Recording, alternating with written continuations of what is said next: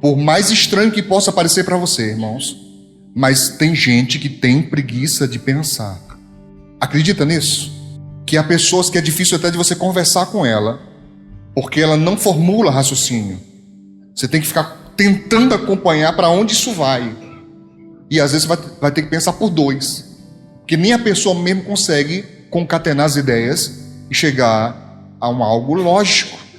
Então a Bíblia Sagrada nos diz que esse crescimento, eu vou ler de novo o verso 14, mas o mantimento sólido é para quem? Os adultos, os perfeitos, os quais, em razão do seu costume, em razão da prática, do hábito, têm exercitado os seus sentidos para discernir tanto bem quanto mal. Exercitar os sentidos é pensar, para discernir. Então eu não tomo atitude rápida, precipitada. Eu penso e analiso qual o melhor para mim, qual o melhor caminho. E acredite, na minha profissão eu faço isso por dois o tempo inteiro.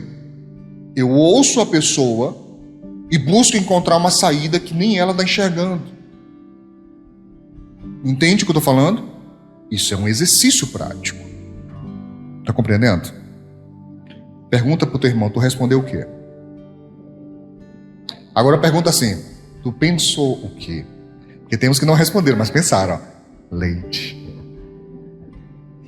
Não responderam, mas pensaram. Leite. Não, vaca não bebe leite. Vamos avante. Agora voltando aqui para o texto base, Hebreus capítulo 6, que é o texto de base do nosso estudo completo, onde o escritor aos Hebreus ele diz, olha, eu não quero voltar mais aos princípios elementares, basilares, alicerces da doutrina de Cristo. Deixamos levar para o que é perfeito, não lançando de novo a base do arrependimento de obras mortas.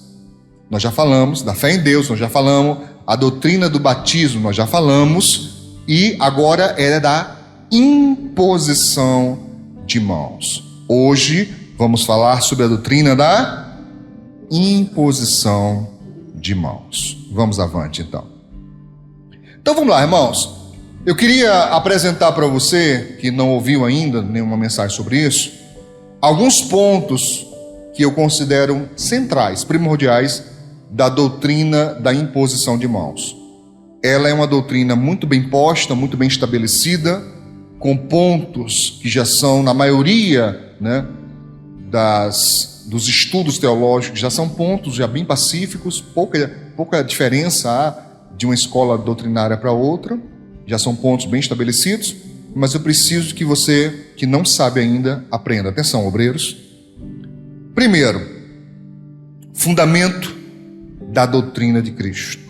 A imposição de mão não é um costume de nenhuma igreja. Ah, pastor, eu estava assistindo um programa de TV da igreja tal, e eu vi lá um obreiro, eu vi lá um pastor, eu vi lá uma irmã, sei lá quem, colocando a mão sobre a cabeça de uma pessoa. Isso não é costume de nenhuma igreja.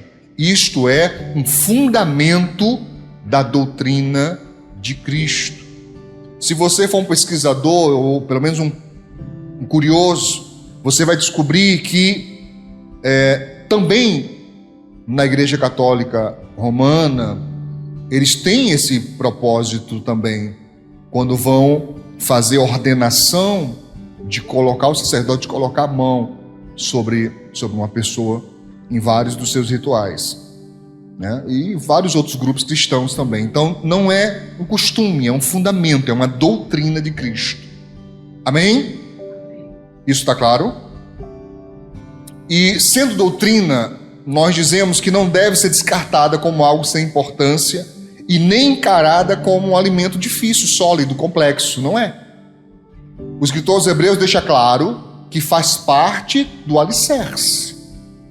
Não é um algo complexo, não é um algo difícil, não é um algo de complexo ou de difícil entendimento, desculpa a redundância, não é algo que eu preciso, meu Deus, me lançar em um estudo profundo. Não, é algo basilar, é algo do início. Então quem não teve esse início está tendo agora. mas já começa entendendo que isso é coisa dos novos da fé já começarem a aprender. Imposição de mão é doutrina. Tá claro? É isso que nós queríamos dizer. Segundo ponto. Nós cremos que a imposição de mão, ela expressa o que chamamos de lei de contato e transmissão. Repete comigo. Lei, uma lei bíblica, espiritual, de contato e transmissão. Falando sobre isso, eu tenho alguns pontos dentro desse tópico que eu preciso explanar com você. Primeiro, não é apenas um rito, nem algo simbólico. Há pouco o pastor Manuel, ele estava abençoando você. Quando nós estamos fazendo a consagração dos dizimistas, abençoamos. Quando vamos apresentar uma criança, abençoamos. Quando vamos apresentar uma celebração de casamento, cadê Felipe? Eu nem imagino como é que está esses dias, meu filho. Deve estar tenso. Tá? Vamos apresentar um casamento, abençoamos. E em cada situação dessa, quando nós tocamos o alto da cabeça de alguém, não é apenas um rito nem algo simbólico. É um mandamento a ser cumprido. É uma doutrina a ser praticada. Tá claro? Vamos lá. Existem alguns princípios dentro da lei do contato e transmissão que eu preciso que você aprenda. Quem puder, anote isso na sua Bíblia, tá? O princípio da identificação, né? Princípio de quê? Identificação. Que eu digo que nós precisamos ter o cuidado para não compartilhar pecados. Compartilhar pecados, ou seja, alguém peca e eu me torno participante do pecado dessa pessoa. Eu compartilho, eu identifico com essa pessoa no seu próprio pecado. Não podemos fazer isso. Na primeira carta de Paulo a Timóteo, anote uma coisa, obreiros. 1º, 2º Timóteo, Tito, Filemon,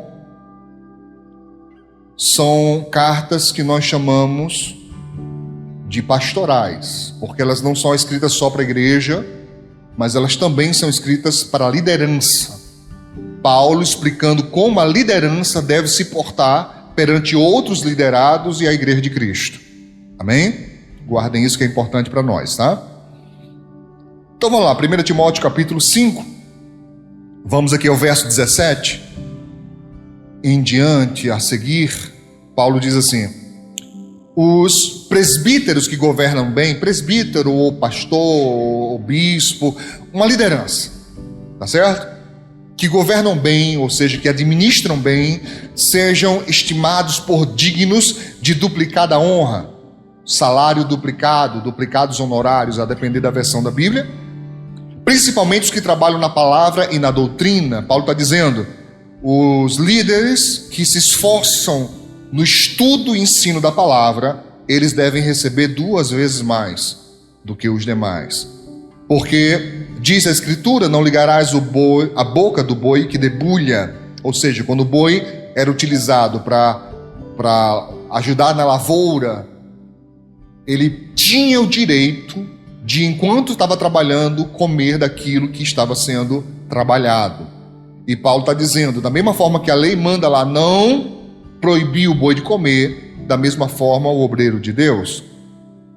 E digno é o obreiro do seu salário, né? Ele diz mais, verso 19: não aceites acusação contra o presbítero, senão com 2 ou 3 testemunhas. Paulo está admitindo que pode acontecer de uma liderança cometer algum erro, alguma falha ou até mesmo um pecado. É dito isso, mas em acontecendo, Paulo diz, não aceite uma pessoa chegar e acusar.